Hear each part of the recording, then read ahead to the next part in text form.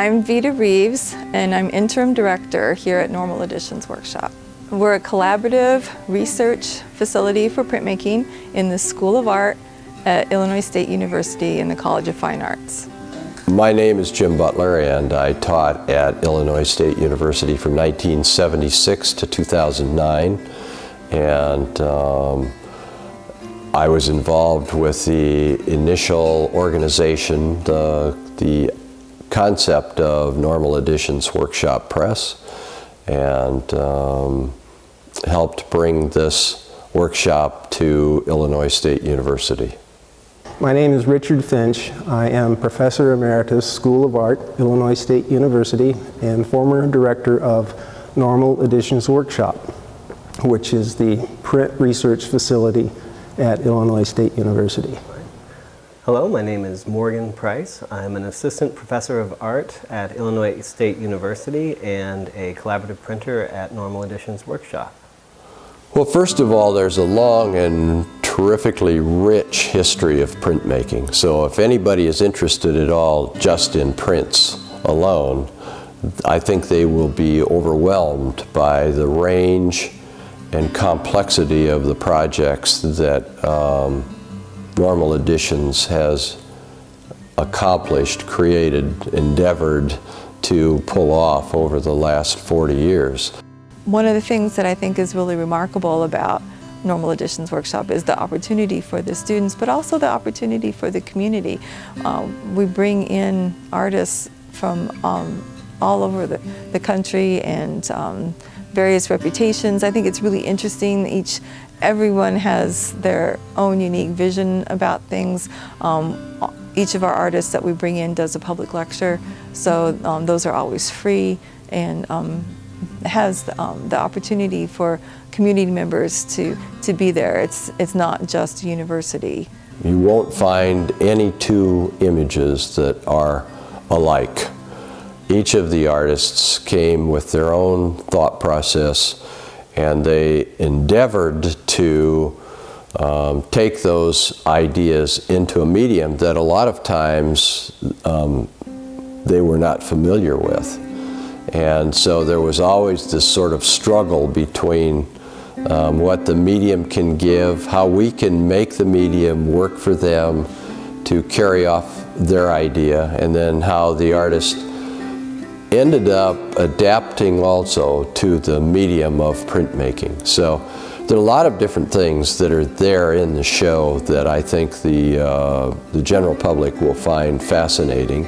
As you can see, we have room in this, for one press here. It happens to be a lithography press. Lithography is one of the most faithful techniques for the mark of the artist.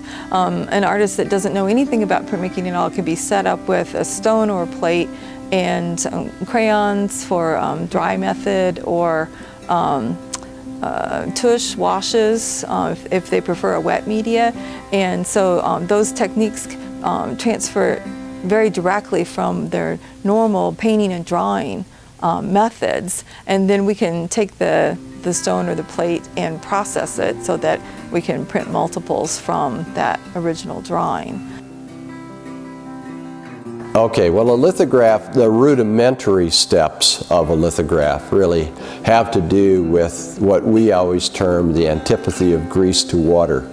You draw with a grease material, and then you find a way to make the stone receptive to water, which you do with an etch. And then you take the grease out and you replace it with ink. And then you sponge the stone with water and you roll the stone with ink. The ink is rejected by the water, but is attracted to the drawing, the grease material. And so ultimately, if you do all of these chemical steps correctly, you can make the drawing print, and you can make what we call the non-image area reject ink or not print. Well, I think someone who doesn't know anything about printmaking can still take away a lot from these artworks. I think the first thing to take away is the diversity of the images. The job of the master printer, in my view, is to work with an artist and take his or her ideas and put them into printmaking. So maybe somebody is a painter, knows nothing about printmaking. Those are actually the best ones with whom to work, because they're just open for anything. But I think that's one thing that somebody who doesn't know printmaking can take away from this, that there was a great deal of effort put into each of these images to make sure that the artist's voice still comes through. I had what I thought was the perfect job at ISU. I was the director there for 38 years, and I taught all levels of printmaking and drawing. And my job was such that half my time I spent collaborating with artists as the director of NEW, and the other half I spent teaching my students. So it was absolutely the job I wanted. We work with artists from the local community as well as national and international reputation. And artists often will come here in combination with an exhibition at university galleries, like David Wojnarowicz in the late 80s. There was Barry Blinderman at University Galleries did the first museum show of this New York artist that was very cutting edge about the AIDS crisis. And so we did 3 prints with him.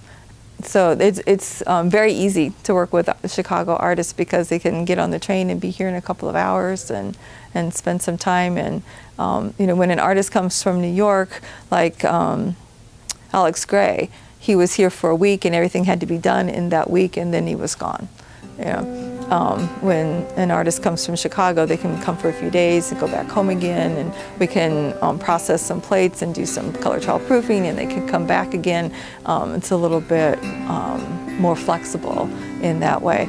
I think that the idea of bringing in artists in the future, we have some alumni that also come back and propose projects, and that can be a really exciting thing to see them at, you know, many years down the line in their careers, and to bring that kind of experience back for the current students.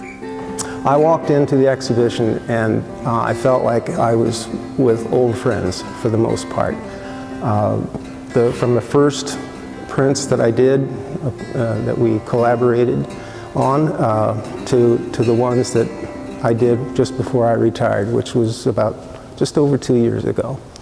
So I can tell you that as I look around the room, I've got stories about each and every one of these, well, the ones upon which I collaborated. I've got stories about them all.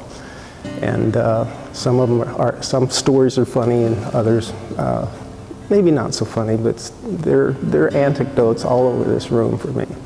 And I'm very pleased with all of the work, and I'm very pleased with the work that I see that I had no part of, the prints that have been completed since my retirement.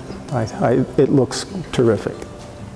Well, there are many exciting components of the archive as a whole, I would say.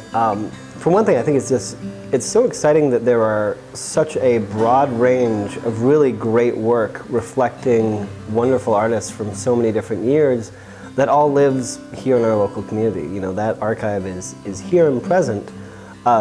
So that's really exciting to see the breadth of work. You see how different trends and different things change over time as artists evolve. You know, there are artists who have worked repeatedly with NEW, and so you see their work shift and change a bit.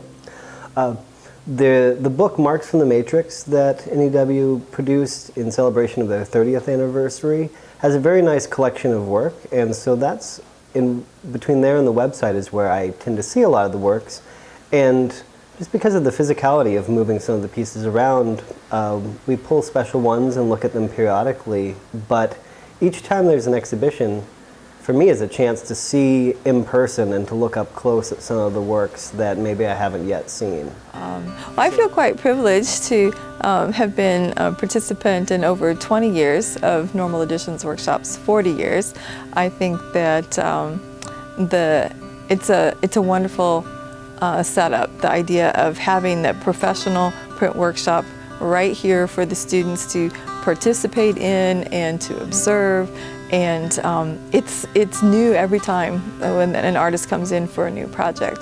We also try to keep some good consistency. We had Richard Finch as our director for 38 years. That was a very good, stable time frame.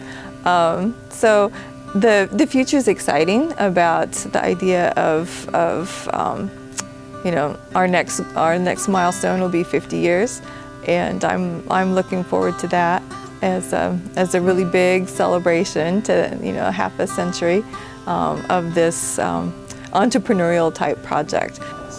Well, I think it shows McLean County Arts Center's interest in the community. I mean, these prints were all done at ISU, and so, yeah, I think that's what it shows. The Arts Center is interested in the community and what happens within the community, supporting community artists, supporting community arts agenda, efforts, if you will. So I'm very pleased that this work is here.